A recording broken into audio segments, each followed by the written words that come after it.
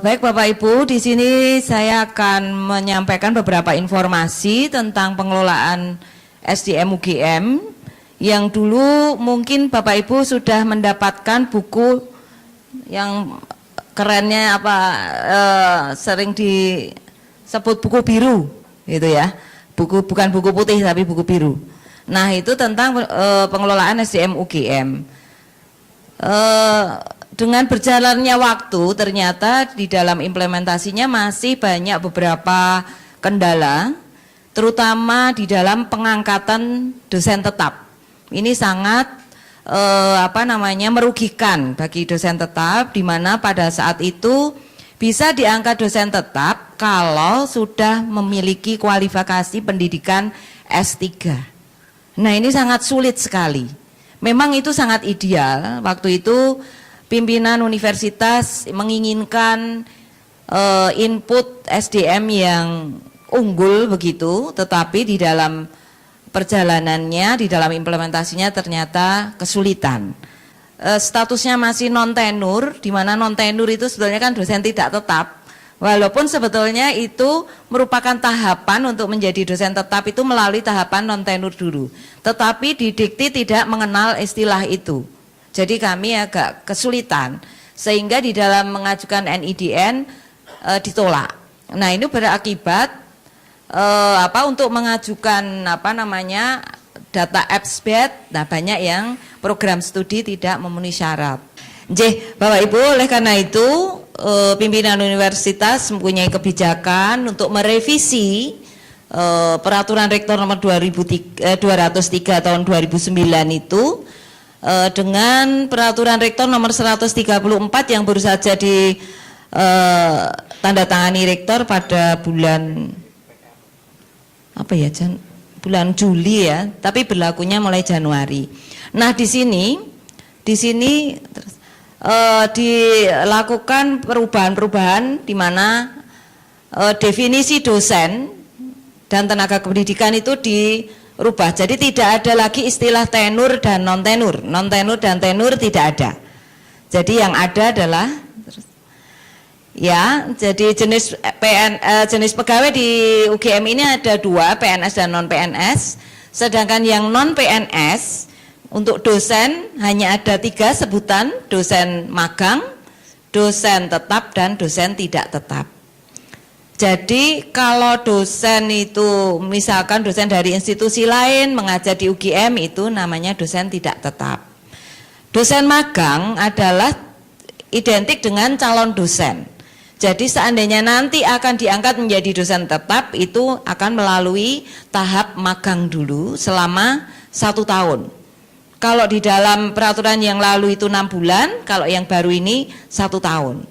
Magang, kemudian baru bisa diangkat menjadi tetap, tetapi tidak usah menunggu S3.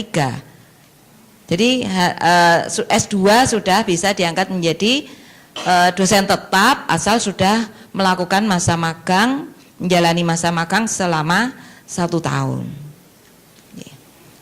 Dan itu pun sesuai dengan Undang-Undang 12 tahun 2012, karena untuk program S1 itu wajib dosennya wajib mempunyai kualifikasi S2. Jadi sekarang tidak lagi mengangkat S1, jadi wajibnya S2.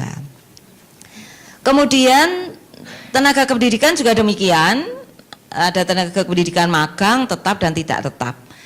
Nah, yang magang itu sama seperti dosen, harus melalui masa magang 1 tahun, kemudian dilakukan penilaian. Kalau memang sesuai dengan formasi, kinerjanya bagus dan sesuai dengan perencanaan, itu bisa diangkat menjadi tenaga pendidikan tetap ya. Terus, nah, untuk dosen tetap baru saja diundangkan, baru saja diterbitkan Permendikbud nomor 84 2013. Jadi setiap PTN maupun PTS itu boleh mengangkat dosen tetap.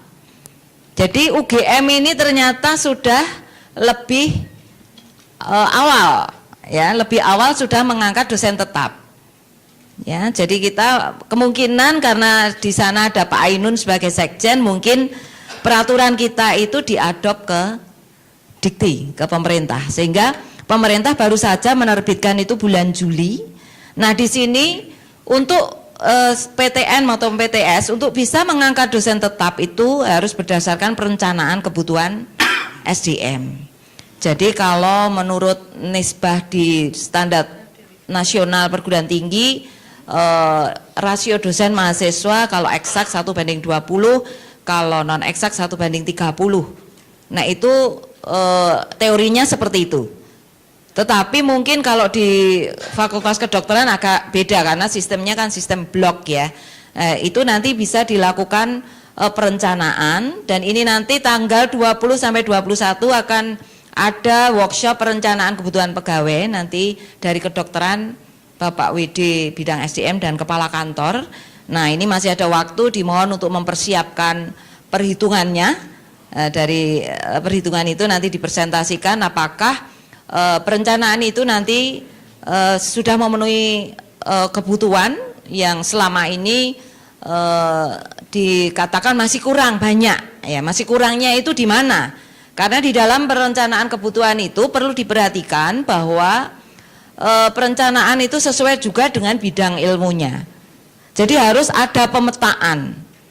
Kalau di Fakultas Kedokteran ini ada 28 bagian sih, Bapak. Nah, itu mungkin dari bagian itu bagian mana yang kurang.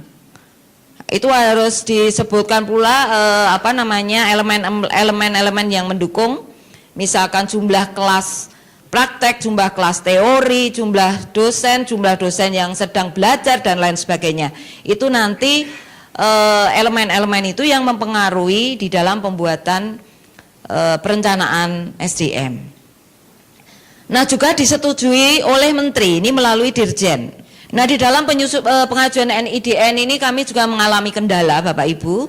Kemungkinan Bapak Ibu ada yang belum berhasil atau belum turun NIDN-nya, itu bukan karena kami menghambat, tidak, tetapi semuanya usulan sudah kami teruskan ke Dikti. Namun Dikti ini memang agak aneh begitu. Dulu dengan Absbet, kemudian pindah ke PDPT, sekarang pindah ke Forlap. Dari perpindahan aplikasi-aplikasi itu ada beberapa data yang katanya tercecer.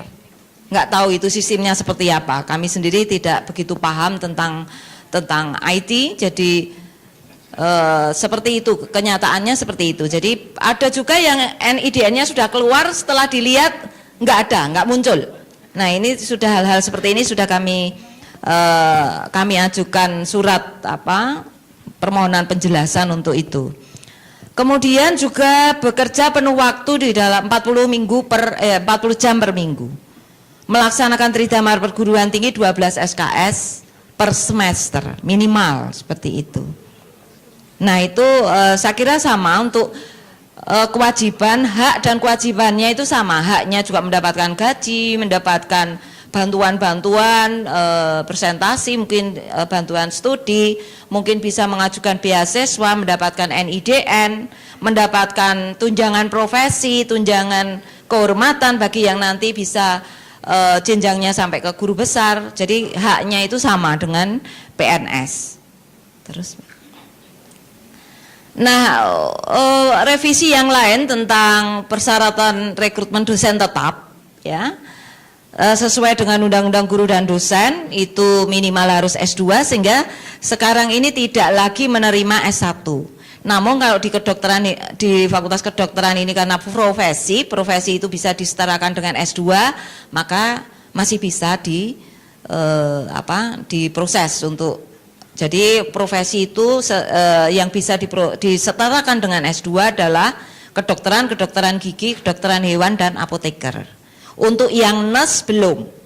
Jadi untuk yang nurse masih disetarakan dengan S1. Oleh karena itu bagi yang lulusan nurse mesti harus mengikuti lagi jenjang S2. Ada persyaratan substitusi, artinya kalau dengan buku biru yang lalu misalkan TOEFL tidak memenuhi langsung gugur. Tetapi kalau sekarang tidak, ada substitusi. Seandainya TOEFL tidak memenuhi syarat, mungkin punya bahasa asing yang lain, atau mungkin punya publikasi dan lain sebagainya. Nanti Bapak Ibu bisa membaca sendiri di PP 134 di download bisa di Hukor ya, di webnya Hukor. Enggak terus. Nah, untuk sistem karir dosen untuk kenaikan pangkat maupun jabatan sama seperti PNS, dan ini yang akan datang sudah ada peraturan Menteri Menpan Pendayagunaan Aparatur dan RB nomor 17 tahun 2013 bahwa nanti proporsi kenaikan pangkat itu agak berbeda sedikit ya, terutama untuk proporsi pendidikan dan penelitian. Jadi semakin tinggi jabatan seorang dosen itu proporsi penelitiannya semakin tinggi. Namun itu belum diberlakukan dan nanti akan sampai ke lektor kepala itu harus S3. Nah, ini yang masih menjadi pro kontra. Sampai saat ini belum terbit aturan atau juklaknya. Petunjuk pelaksanaannya belum terbit. Katanya September ini, tapi ini September sudah hampir habis belum. Sehingga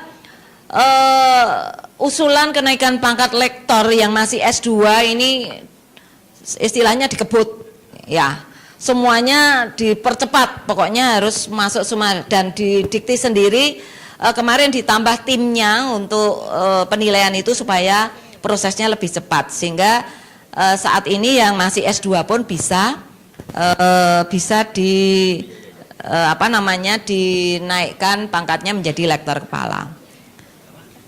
Nah, kemudian di dalam pengangkatan, kalau dulu mau menjadi dosen tetap itu harus S3 dulu, tetapi sekarang tidak. Jadi calon dosen 1 tahun, S2 sudah bisa diangkat menjadi tetap.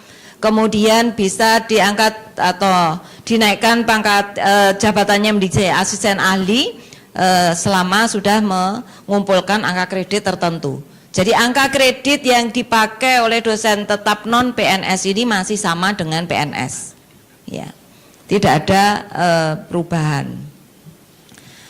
Untuk penggajian juga disamakan dengan skala gaji PNS. Namun untuk yang saat ini skala gaji PNS yang masih dipakai itu tahun 2011. Kemarin kami sudah ajukan ke pimpinan universitas, tetapi belum disetujui karena dengan adanya UKT ini mungkin di bagian keuangan sendiri juga bingung ini bagaimana. Tapi lumayan dengan BOPTN gaji pegawai tetap non PNS maupun tidak tetap sudah ada bantuan dari BOPTN. Jadi untuk disiplin pegawai, kalau saya cerita di sini bisa sampai sore. Itu banyak sekali yang sekarang ini belum aturannya sudah ada, tetapi implementasinya sudah berkali-kali disosialisasikan, tetapi sepertinya, nah ini yang peran aktif dari pimpinan ini yang perlu sekali bagaimana menerapkan aturan itu supaya disiplin pegawai itu bisa dijalankan dengan baik. Nah, konflik kepentingan di sini ada perubahan sedikit, ada revisi. Kalau nggak salah di pasal 77 bahwa dalam satu unit kerja minimal bagian. Jadi kalau di Fakultas Kedokteran ini kan bagian ya, unit terkecil itu tidak boleh ada hubungan keluarga, suami, istri, anak, menantu, ya, ini tidak boleh. Kalau ada harus dipindah bagian, ya. Apalagi kalau yang belum terlanjur. Nah, ini kalau belum terlanjur, ini yang sudah menggunakan 100% ini di Fakultas Ekonomi. Bahkan di Fakultas Ekonomi satu fakultas tidak boleh. Kalau seandainya putranya seorang dosen mau menjadi dosen, maka bapaknya ngalah. Ya, bapaknya ngalah. Ya, putranya saja. Itu yang sudah dilakukan di Fakultas Ekonomi. Sudah ketat sekali di ekonomi. Namun kalau di sini mungkin belum. Ya. Kemudian yang baru lagi Bapak Ibu sekalian di dalam pengelolaan SDM yang baru, yaitu dikembangkannya learning center yang sekarang peraturannya sedang digodok peraturannya, bahwa semua pegawai itu bagi pegawai yang punya kompetensi itu diberikan kesempatan untuk belajar mandiri. Jadi walaupun di samping itu kita tetap melakukan pengembangan dengan training center, kita sudah siapkan kurikulum maupun modul-modul pelatihannya sesuai dengan jenjang jabatan maupun jenis jabatannya, baik itu dosen maupun non-dosen. Yang sekarang dosen baru itu ada pelatihan manajemen kelas, tetapi kemarin saya merasa kebijakan itu belum berjalan dengan lancar karena para dosen baru itu masih kelihatannya belum care terhadap pola pengembangan itu. Tetapi itu padahal wajib. Jadi dosen baru itu wajib mengikuti manajemen kelas. Nah, itu nanti harus dan punya sertifikat. Itu untuk sertifikat itu untuk sebagai syarat untuk kenaikan jabatan. Nah, ini ternyata kemarin dari 70 yang kita undang hanya terakhir tinggal 40. Padahal itu bagus sekali bagaimana mengajarkan dosen baru untuk menjadi dosen yang baik, tekniknya bagaimana, teknik mengajar yang betul, teknik menilai yang betul supaya nantinya menghasilkan output yang unggul juga. Nah, ini yang perlu, yang ada agak baru ini learning center. Jadi saat ini yang baru kita kita masukkan di dalam RKAT itu untuk keahlian bahasa Inggris dan teknologi informasi.